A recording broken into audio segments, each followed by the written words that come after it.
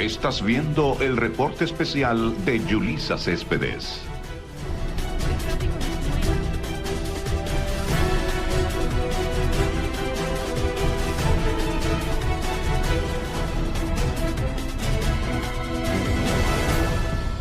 La violencia en los centros educativos es uno de los más grandes retos que enfrenta actualmente la humanidad, ya que esto impacta de manera negativa en el rendimiento académico del estudiantado, debido a que cuando el miedo y la persecución están presentes es prácticamente imposible mantener la concentración y la motivación.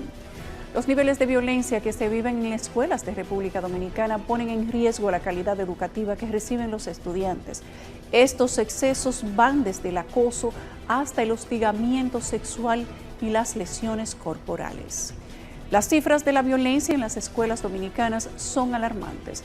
Un reporte levantado por la Dirección de Orientación y Psicología del Ministerio de Educación reveló que en el año escolar 2022 hasta abril 2023 se habían registrado 24.686 hechos de violencia entre estudiantes, que incluye la violencia física, verbal o psicológica dentro y fuera del recinto educativo. El boletín registra 399 situaciones de acoso y abuso sexual en las escuelas y 1.011 casos de ciberbullying. Esta noche hablamos de la violencia en nuestras escuelas, algo que parece ser una lección diaria.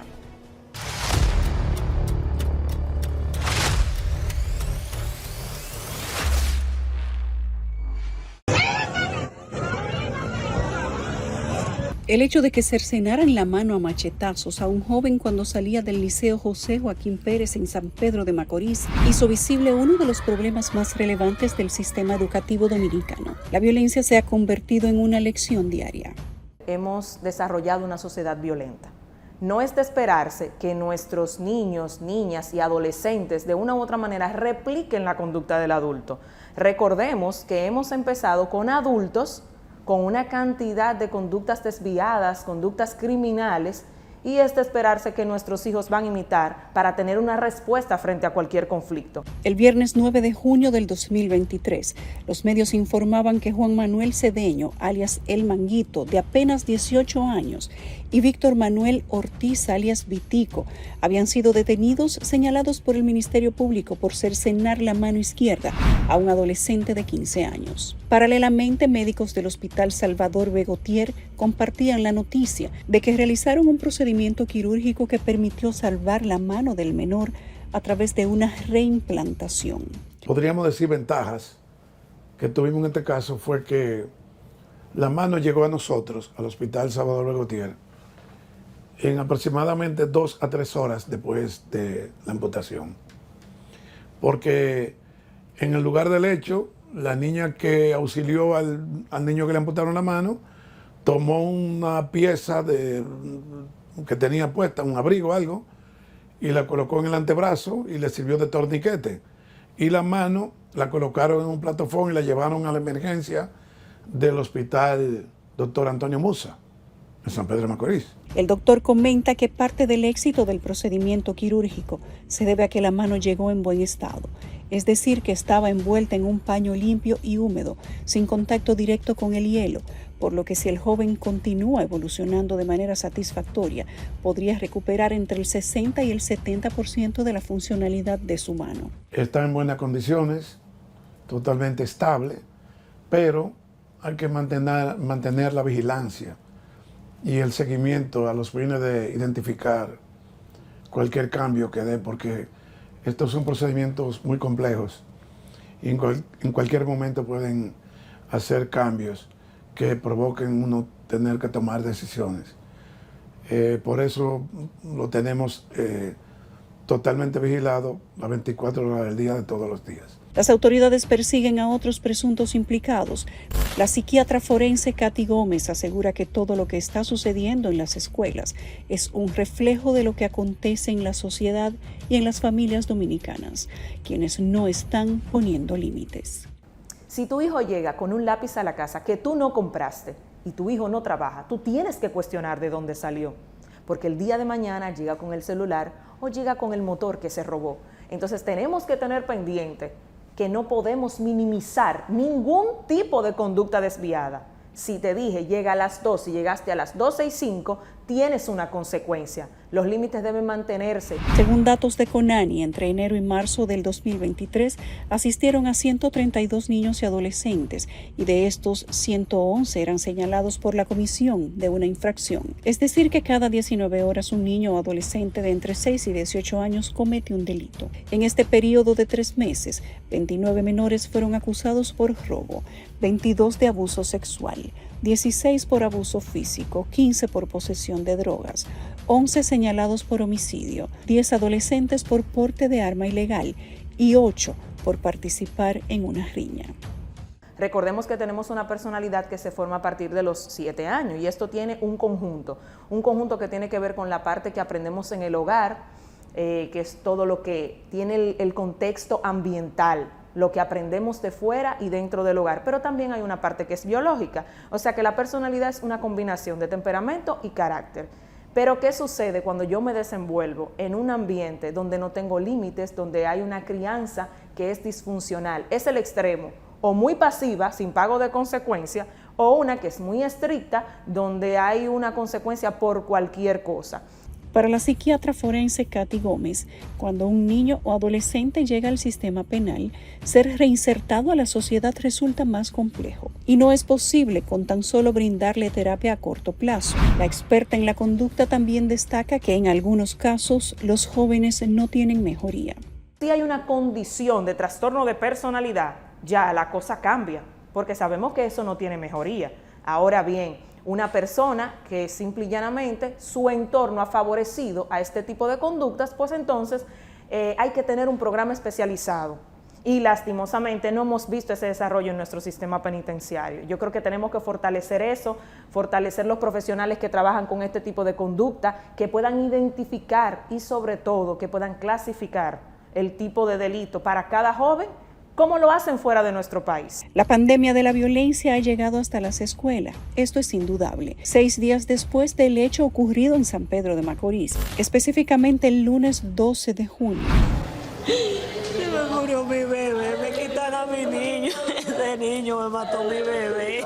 Jason Almanzar Cabrera, de 12 años, había muerto tras permanecer 20 días ingresado en el hospital Robert Reed Cabral, después de recibir una paliza que le propinó unos compañeros de clases. Hasta el momento da pena y vergüenza en la etapa que estamos, en la altura del siglo que estamos, que las supuestas mal llamadas autoridades no han podido dar una respuesta hasta el momento, pero mucho menos las entidades de la escuela.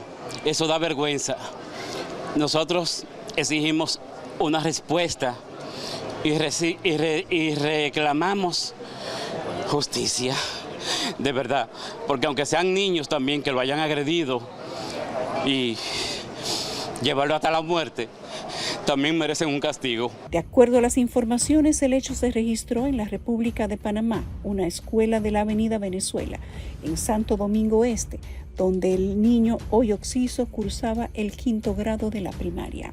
En las escuelas no hay privacidad, en las escuelas no hay seguridad, en las escuelas se pelean dentro y se pelean fuera, y muchos de estos casos no salen a la luz pública. Por favor, señor presidente, por favor, ayude a que República Dominicana sea un país libre de delincuencia. En la misma semana también se volvió viral en redes sociales un video donde un estudiante del Liceo San Luis Gonzaga, ubicado en la comunidad de Las Uvas en La Vega, se burló de haber arrancado el cabello a una compañera durante un enfrentamiento. Te dejé calvo, aquí quiere cabello 5 pesos, quiere cabello 5 pesos, yo se lo vendo, no hay problema, mire. Cuando usted se enteró de esos casos recientes de esta semana, ya habían otros en el pasado, quizás no tan violentos como estos, de que un niño murió, de que a otro le cortaron la mano. ¿Qué pensó usted? ¿Cuál fue el primer pensamiento que le llegó a la cabeza? Bueno, cada vez que ocurre un evento de esa naturaleza, todo el mundo se siente consternado, ¿verdad? Porque son eventos que tronchan la vida de jóvenes que pueden tener un futuro muy brillante y un aporte grande a la sociedad, y sobre todo para la familia de cada uno de esos niños. siempre es un evento traumático. Pero en lo que sí hay que confiar es en que la sociedad debe madurar y debe tomar muy en cuenta esos eventos ocasionales para tomar las previsiones del lugar de cara al futuro. Lo que ocurrió son eventos que ya pasaron, pero ¿qué hacer de aquí en adelante? Es la cuestión. La violencia no es la única conducta que podemos ver en algunas escuelas, sino que también los jóvenes utilizan herramientas para practicarlas. En innumerables ocasiones hemos visto cuando requisan las mochilas de los estudiantes, cómo en su interior encuentran utilerías que no son precisamente para las clases. Ahí surge la pregunta obligatoria: ¿qué ha pasado con la policía escolar? La Policía Escolar es un departamento creado en 1999 con la misión específica de regular el tránsito vehicular en las escuelas públicas y colegios privados de todo el territorio nacional. Luego, en marzo de 2003, mediante un decreto presidencial, es elevada a categoría de dirección. La Policía Escolar se supone una dirección especializada de la Policía Nacional de naturaleza preventiva, asesora, reactiva y de apoyo, cuya finalidad fundamental es atender las necesidades de seguridad de los integrantes de la comunidad educativa. ¿El Ministerio de Educación cómo se ve la situación de la violencia en las escuelas? Bueno, siempre es preocupante cada caso de violencia que ocurre. En sentido general, han ocurrido eventos que llaman la atención, sobre todo lo que pasó reciente con el joven que le cortaron un brazo y el niño con un pleito entre compañeritos que por efecto de los golpes resultó muerto, pero posterior al evento. Son eventos que son en verdad preocupantes, no debieron nunca ocurrir, pero yo diría que son aislados, son casos que son la minoría. En sentido general, en el sistema educativo, la violencia es baja, muy baja. Apenas afecta a un 1% de la población escolar. Y eso, pudiéramos decir que todavía la escuela dominicana es segura. Obvio que hay que seguir trabajando para fortalecer como cultura, no como situación ocasional, sino como cultura, fortalecer la paz. Aunque de acuerdo a la nómina colgada en el portal de transparencia del Ministerio de Educación, hay nombradas 12.919 personas ocupando los cargos de policía escolar y auxiliar de policía escolar, con salarios que van desde los 90.000 pesos hasta los 5.000. Estaríamos hablando de que para la seguridad de la comunidad estudiantil y docente se destina mensualmente 163.396.162 pesos, equivalente a 1.960.753.944 pesos. Esto sería casi el 1% del presupuesto del 4%. Sin embargo, cuando consultamos al ministro de Educación sobre la cifra, asegura que solo hay 1.400 personas ejerciendo esta labor. Ministro, hablemos del papel de la policía escolar. Hemos estado revisando la nómina del Ministerio de Educación y bajo el renglón de policía escolar hay más de 19.000 personas, con salarios que van desde los 90.000 pesos hasta los 5.000 pesos. ¿Podría usted aclararnos cuál es la función de un policía escolar y por qué la nómina se ve tan abultada? Bueno, ahí la policía realmente, los que son policías, digamos, institucionales, que son policías reales, son 1.400 policías, ¿verdad? De ellos hay 850 que tienen, digamos, rangos en la policía, y otros 500 y tantos que son auxiliares de policía, o sea, personas que fueron entrenados por la policía, pero que no son formalmente policías, son civiles. Pero también tienen una designación en la policía y otra designación aquí. Los demás son los, digamos, porteros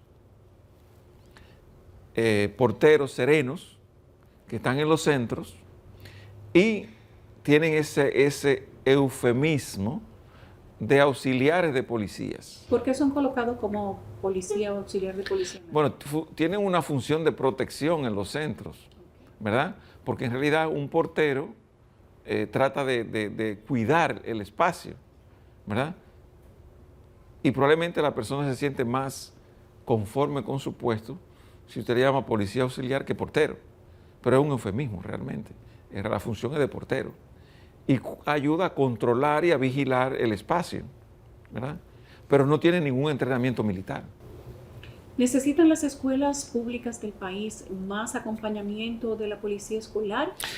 Obvio que sí. No solamente de la policía escolar, sino también de la policía en sentido general.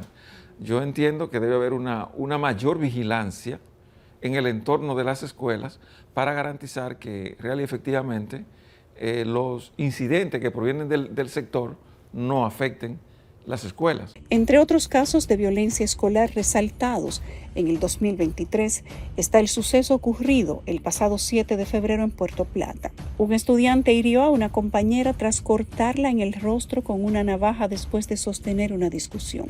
A la joven víctima le aplicaron 25 puntos de sutura debido a que la herida que recibió con el arma blanca iba desde la sien hasta la boca. El episodio se produjo en las afueras del Centro Educativo Madre Teresa de Calcuta.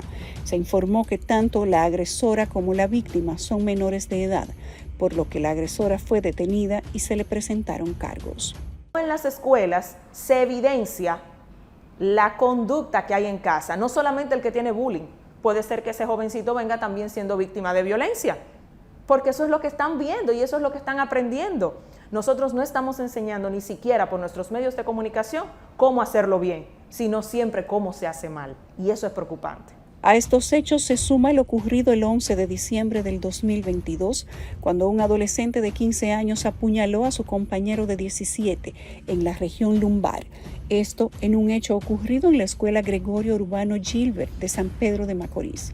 De acuerdo con el informe oficial de la policía, el agresor hirió a su compañero con un arma blanca tipo puñal de las denominadas banderitas, aniquilado de aproximadamente 7 pulgadas de largo. A esta lista se suman los sucesos de octubre del 2022.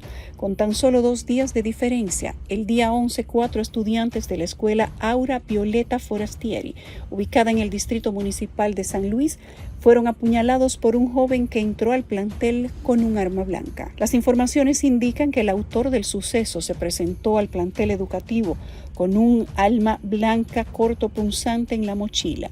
Trascendió que este joven recibía bullying constante de otros estudiantes, los cuales conforman una supuesta banda dentro del centro educativo. Mira, el bullying siempre va a ser un tema y ya sabemos que a consecuencia del bullying hemos visto múltiples casos donde la reacción es violenta del que está haciendo, obviamente, en primera instancia la víctima. Ahora bien, cuando nosotros tenemos una capacidad adaptativa, podemos tener respuestas que no sean violentas. Podemos buscar otra alternativa. ¿Qué es lo que está sucediendo más que verlos como estudiantes? El estudiante va a estudiar, por eso se le llama así. En esta etapa nosotros estamos viendo cómo se ha introducido lo que tenemos en el hogar dentro de los planteles, que son cosas distintas. De igual manera, el 13 de ese mismo mes, 2 estudiantes hirieron a una compañera de 14 años con 2 tipos de arma blanca en la Escuela Pública Vitalina Mordán de Cruz, en el municipio de Andrés Boca Chica. La menor fue llevada de urgencia al hospital, en donde los médicos diagnosticaron herida cortante en brazo y antebrazo izquierdo. Los aparatos inteligentes no crían, los aparatos inteligentes no guían. Lastimosamente, hasta que no ocupemos el rol que nos toca como padres y sobre todo también la sociedad, pues no vamos a poder colaborar. Esto es de todos porque es una sociedad violenta. Al término del 2022, de acuerdo con cifras de CONANI, 308 adolescentes entre 16 y 18 años fueron internos en los centros privativos de libertad que tienen presencia en esa institución. Es decir, que cada 28 horas un menor es detenido por cometer una infracción, siendo algunas las más recurrentes. A modo de detalles, en los centros privados de libertad en el 2022 había 132 adolescentes señalados por robo, 82 acusados de violación sexual, seguido de 50 menores imputados por homicidio y en quinto lugar 10 jóvenes acusados por intento de homicidio y la misma cantidad por droga. En menos medida están 5 señalados por agresión sexual, 3 por violencia intrafamiliar y 1 por porte de arma ilegal. Continuando con los actos de violencia dentro de los centros educativos, en marzo del 2022, una adolescente de 16 años recibió varias heridas cortopunzantes en diferentes partes del cuerpo, un hecho ocurrido en Barahona. La condición que yo estaba, con la yompa llena de sangre, que están las imágenes aquí, yo no pude ni verla.